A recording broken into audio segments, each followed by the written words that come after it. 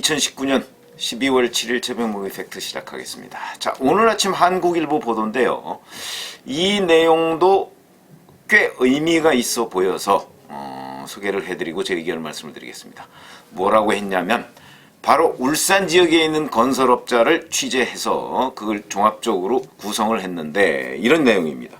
그러니까 경찰이 김기현 전 울산시장에 대한 쪼개기 후원금 내역 이걸 조사했다고 했죠. 그런데 그 조사한 게 사실은 청와대의 지시에 의해서 조사했다는 흔적이 또 나왔습니다. 무슨 얘기냐면 자, 울산 지역에 있는 건설업자 A씨가 있습니다. A씨. 이 사람이 청와대 국민신문고라는 거 아시죠? 국민신문고. 뭐 이제 진정하고 뭐 그죠, 억울한 일 뭐 얘기하고 뭐 이런 이제 국민신문고인데 거기에다가 2017년 8월 달에 이 사람은 이제 건설업자니까 자기가 하청을 받았는데 원청업체가 있을 거 아닙니까? 원청업체 B사라고 하죠. 그 B사가 갑질을 한다 이렇게 고발을 했습니다. 무슨 얘기냐면 이 A사가 그러니까 B사가 울산 지역에 공장을 하나 이제 짓기로 했는데 인허가가 계속 늦어지는 겁니다. 그러다 보니까 인허가가 왜 이렇게 늦어지지? 뭐 이래가지고 이제 도저히 안 되겠다. 그래서 그럼 인허가를 조금 누구한테 좀 부탁을 해볼까 하는 생각에 김기현 전 울산시장한테 부탁을 해보자라고 했는데 그 부탁을 어떤 식으로 했냐면 후원금을 낸 겁니다.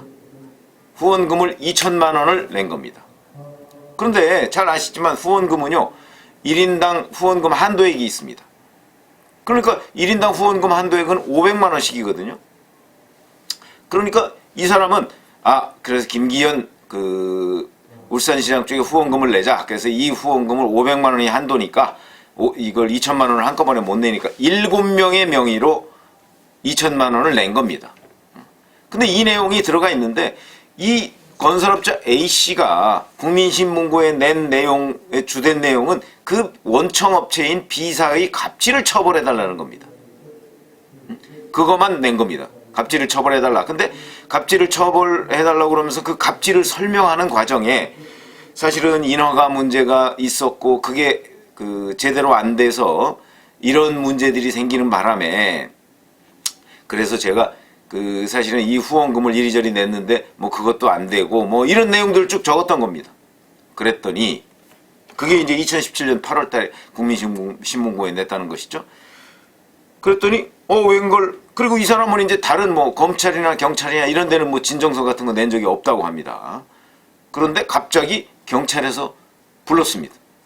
이 사람을 울산경찰에서 불러가지고 이 갑질에 대해서는 얘기 안 하고 후원금에 대해서만 집중적으로 질문을 하는 겁니다. 그러면 자 이렇게 보십시다. 이 후원금 쪼개기 의혹 이런 거죠 이제. 그런데 뭐 그 부분을 뭐 조사하는 거 좋은데 그러면 울산경찰은 어떻게 알았을까? 이 건설업자 A씨가 원청업체 B씨를 위해서 B라는 원청업체를 위해서 김기현 전 울산시장한테 후원금을 쪼개기 해서 냈다는 사실을 어떻게 알았을까? 몰랐겠죠. 지금까지 울산경찰은 그 부분에 관해서 수사를 해가면서 그 지역의 어떤 첩보 수집 차원에서 얻었다 이렇게 얘기를 했는데 이 건설업자 A씨는 그런 얘기를 검찰이나 경찰에 제보한 적도 없고 본인은 얘기한 적도 없고 오로지 이 갑질을 B사의 갑질을 고발하는데 거기에 썼던 겁니다. 근데 이걸 울산경찰이 알고 10월 초에 이 건설업자 A씨를 불러서 갑질은 조사 안 하고 계속해서 김기현 후원금 어떻게 냈느냐 뭐 이것만 조사한 겁니다.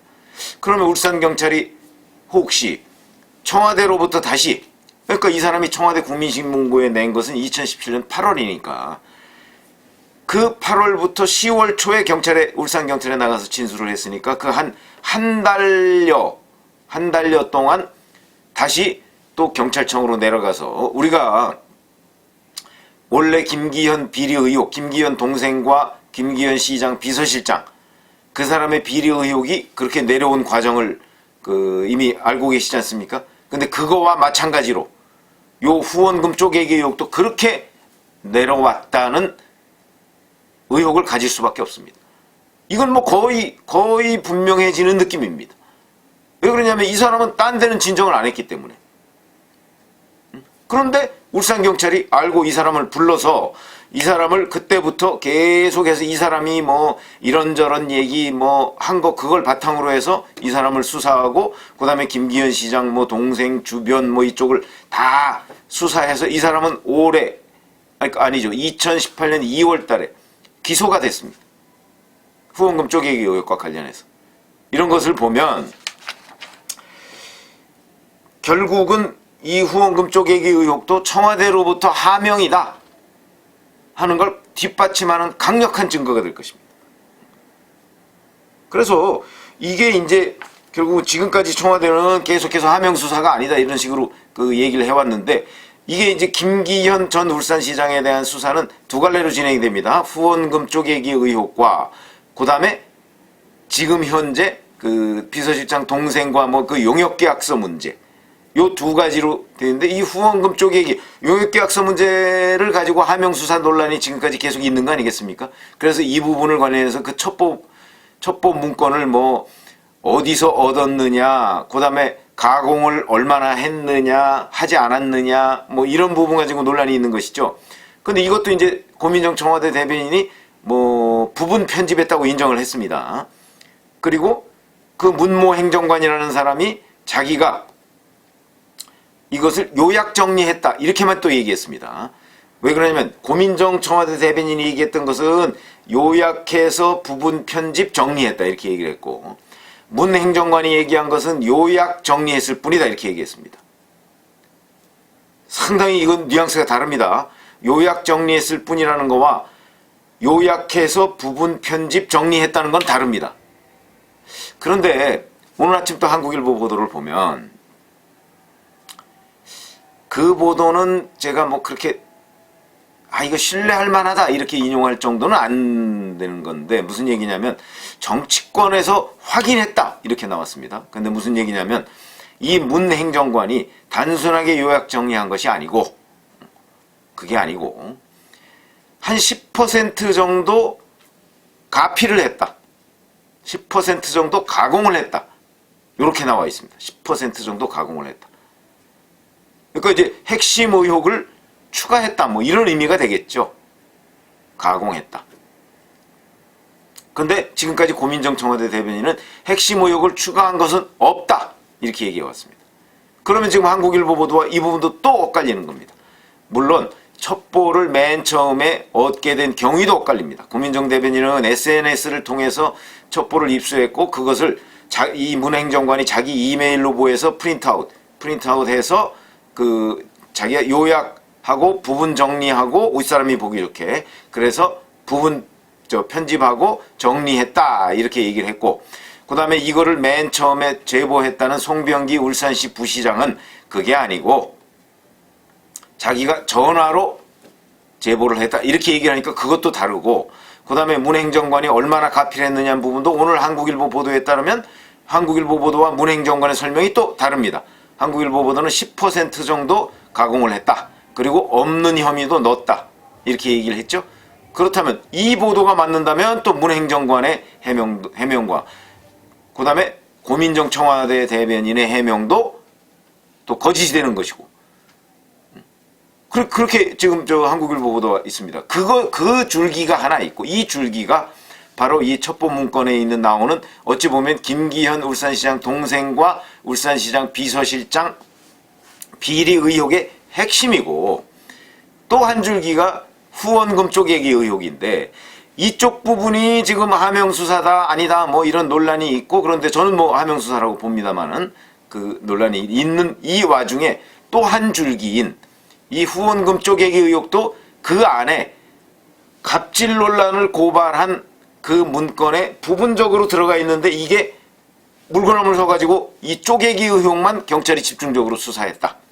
그런데 이 건설업자 A씨는 이쪽 후원금 냈다는 부분에 관해서 검찰이나 경찰에 진정을 낸 적이 없다. 이렇게 얘기를 하고 있기 때문에 그럼 하명수사의 의혹이 결국 이 본줄기 이거와 더불어서 후원금 쪼개기 의혹도 결국 하명이 내려온 것 아니냐. 이렇게 지금 뭐 이건 뭐 거의 확실한 거 아닌가요? 이런 식으로 지금 구성이 되고 있는 겁니다. 그러니까 두 가지 김기현 그 울산시장을 둘러싼 그 두 줄기 수사가 모두 청와대 하명이었다. 지금까지 하나, 그 다음에 또다시 이 후원금 쪼개기 의혹도 결국 청와대 하명이었다. 근데 이 청와대 하명의 원본은 갑질고발이었다. 그런데 엊그제 KBS 보도를 보면 이 2017년 8월 달에 이 건설업자 A씨가 청와대 국민신문고에 냈다는 것 있지 않습니까? 이 부분은 처리는 어떻게 됐느냐? 공정위원회로 넘겼다는, 공정거래위원회로 넘겼다는 거거든요. 공정거래위원회로. 왜냐하면 갑질고발이니까.